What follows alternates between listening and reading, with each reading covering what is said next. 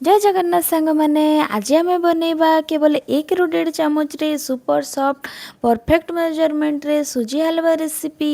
ये खाइबा को एकदम सुपर सॉफ्ट बनिकर तैयार होता है।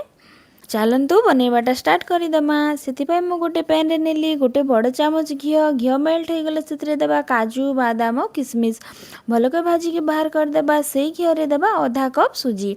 सुजी को एकदम लो टू मीडियम फ्लेम 7 ରୁ 8 मिनिट भाजिकी साइड करनेबा। तापर बनइबा गोटे सुगर सिरप। से नेली मु 2 कप पानी आधा कप चीनी और टिकी केसर। चीनी भल भाव में मेल्ट हो गला परे ताकू देदेबा आम भाजिकी रखिथिबा सुजी रे। टिके टिके करके सुगर सिरप को गोटे हाथ में देउथिबा गोटे हाथ में एभली भाव में सुजी को मिलाउथिबा। मीडियम फ्लेम रे एभली भाव में मिलेकी लास्ट रे देबार भाजिकी रखिथिबा ड्राई फ्रूट्स आधा चामच घी।